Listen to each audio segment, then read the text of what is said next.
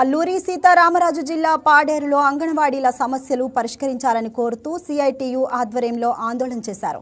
న్యాయపరమైన సమస్యలను పరిష్కరించాలని రాష్ట్ర ప్రభుత్వానికి పలుమార్లు విన్నవించామని తెలిపారు. అయినా కానీ తమ సమస్యలను పరిష్కరించకపోవడంతో ఆందోళన చేపడుతున్నామని వివరించారు. తమ సమస్యలు పరిష్కరించే వరకు దశల వారీగా తమ నిరసనను తెలియజేస్తామని పేర్కొన్నారు.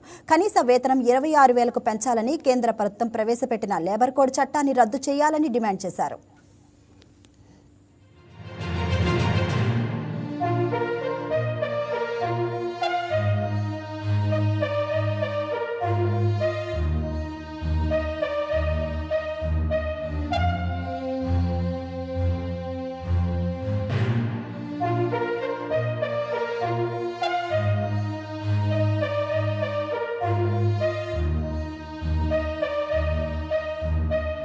రాష్ట్ర వ్యాప్తంగా నిరాహార దీక్షలు చేపడుతున్నామండి. 23 నుంచి 27 వరకు ఈ నెల.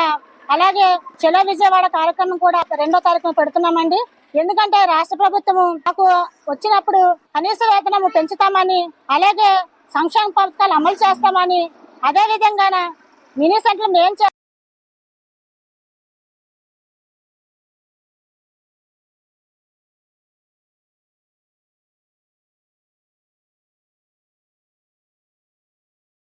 సెంటర్ చేస్తామని, అలాగే వేసవి సెలవులు ఇస్తామని హామీలు అయితే ఇచ్చే కొన్ని హామీలు మాత్రమే అయితే జీవాల పద్ధతిగా ఇచ్చారు.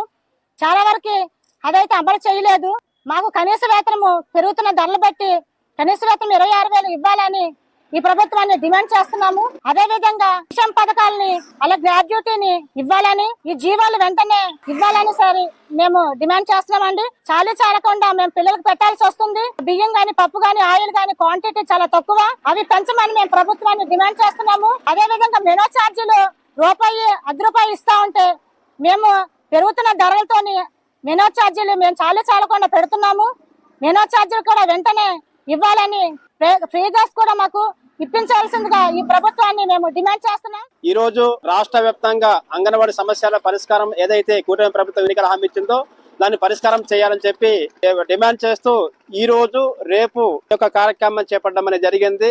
ప్రధానంగా ఈ రోజు కనీస వేతనం 26,000 ఇవ్వాలి, పెరుగుతున్న ధరలకు అనుగుణంగా ఇవ్వాలని చెప్పి ప్రధాన డిమాండ్ చేస్తున్నాం. దాంతో పాటు మినీ సెంటర్లు మెయిన్ సెంటర్లుగా చదువుతో నిమిత్తం లేకుండా, అక్కడ ఉన్నటువంటి జనాభాతో నిమిత్తం లేకుండా అన్ని సెంటర్లు కూడా 1,810 మెయిన్ సెంటర్లుగా గుర్తించాలని చెప్పేసి డిమాండ్ తో ఈ కార్యక్రమం చేపట్టడం అనేది జరుగుతుంది. ఇక్కడ హామీ ఏదైతే ఉందో దాన్ని ఖచ్చితంగా అమలు చేయాలి.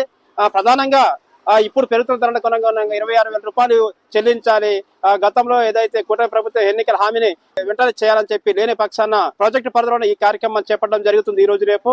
అలాగే జిల్లా కేంద్రంలో కూడా కార్యక్రమాలు జరిగిన అనంతరం ఖచ్చితంగా చలో విజయవాడ ప్రోగ్రాం గానీ, అలాగే అవసరమైతే ఆల్ ఇండియా చలో ఢిల్లీ ప్రోగ్రాం కూడా అంగన్వాడీ చేసేటువంటి కార్యక్రమాలకి